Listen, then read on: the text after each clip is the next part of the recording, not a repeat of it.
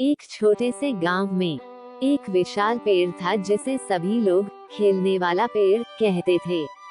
ये पेड़ गांव के बाहर एक छोटी सी पहाड़ी पर खड़ा था और उसकी शाखाएं इतनी फैली हुई थीं कि वह दूर से ही दिखाई देता था। गांव के बच्चे उसके चारों ओर खेलते, उसके ऊपर चढ़ते और उसकी छांव में बैठकर कहानियां सुनते थे। पेड़ भी जैसे बच्चों के साथ खेलता रहता था। जब बच्चे उसकी शाखाओं को पकड़ते तो वह हल्की हल्की हिलता और मानो अपनी शाखाओं से उनका स्वागत करता। इस पेड़ के बारे में गांव में एक खास बात कही जाती थी कि यह पेड़ कोई साधारण पेड़ नहीं था। वह सिर्फ बच्चों के साथ खेलता ही नहीं था, बल्कि उनके मन की बातें भी समझता था।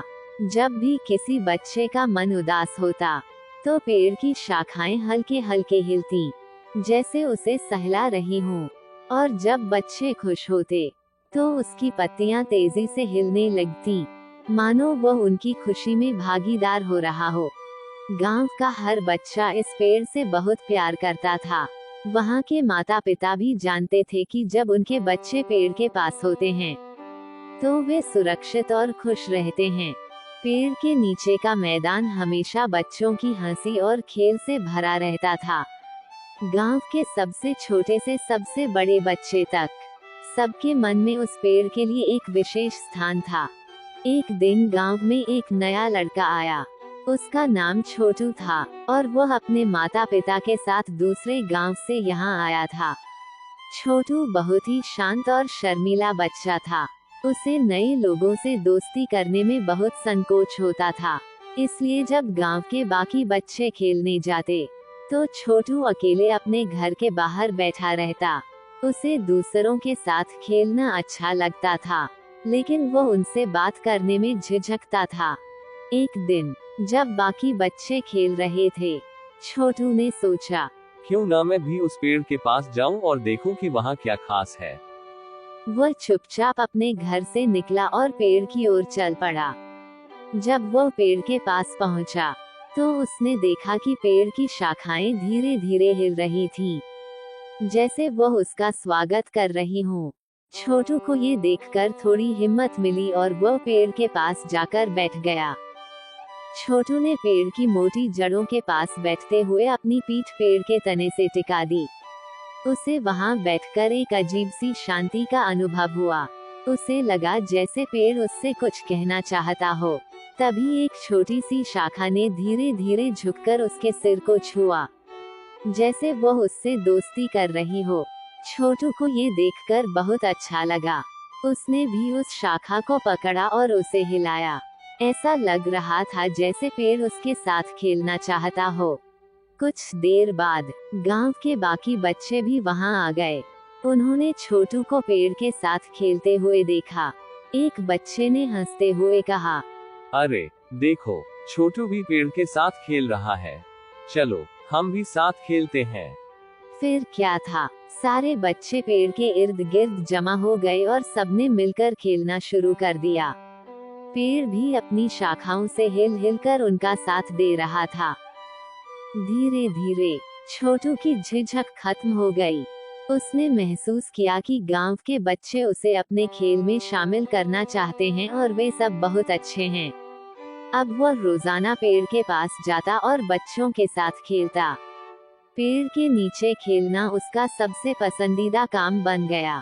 उसकी हंसी और खुशी अब सबके साथ बांटने लगी थी। कुछ समय बाद गांव में एक भयंकर तूफान आया।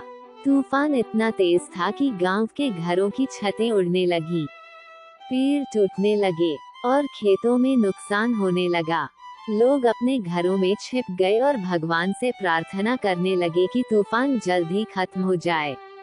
तूफान की वजह से गांव के बच्चे भी घरों में बंद हो गए थे और खेल का मैदान सुनसान हो गया था। सभी चिंतित थे कि कहीं खेलने वाला पेड़ भी इस तूफान से नष्ट न हो जाए। जब तूफान थम गया तो गांव के लोग बाहर निकले। हर कोई नुकसान का जायजा ले रहा था। गांव के बच्चे सबसे पहले पेड़ की तरफ भागे, ये देखने की क्या उनका प्यारा पेड़ ठीक है।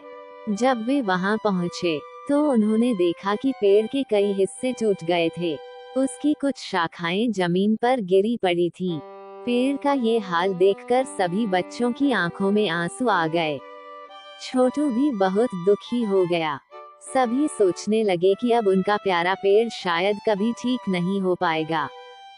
लेकिन तभी गांव के बड़े बुजुर्ग वहां पहुंचे और बच्चों को समझाया। बच्चों, ये पेड़ बहुत ही खास है। ये हमारी देखभाल और प्यार से फिर से ठीक हो जाएगा। हमें इसकी सेवा करनी होगी और इसे फिर से हरा भरा बनाने के लिए मेहनत करनी होगी। गांव के सभी बच्चों ने ये ठान लिया कि वे पेड़ को फिर से जीवित करेंगे। उन्होंने गांव के बड़ों के साथ मिलकर पेड़ की टूटी शाखाओं को हटाया, उसकी जड़ों में पानी दिया और उसके चारों ओर सुरक्षा के लिए घेरा बनाया। हर रोज बच्चे पेड़ की देखभाल करने आने लगे।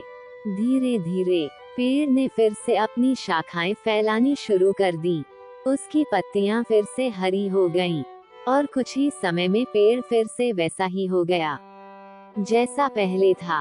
अब छोटू भी गांव के बच्चों के बीच अच्छी तरह घुल मिल गया था। वो सबसे हंसता बोलता और खेलता। खेल का मैदान फिर से बच्चों की हंसी और खेल से भर गया। खेलने वाला पेड़ अब पहले से भी ज्यादा हरा भरा और खुश लग रहा था। उसकी शाखाएं हमेशा की तरह बच्चों का स्वागत करने को तैयार रहती और उसकी छांव में बैठकर बच्चे अपनी कहानियां सुनाते और खेलते रहते। पेड़ और बच्चों का ये नाता अब और भी गहरा हो गया था। बच्चों ने ये समझ लिया था कि दोस्ती और देखभाल ही असली शक्ति है।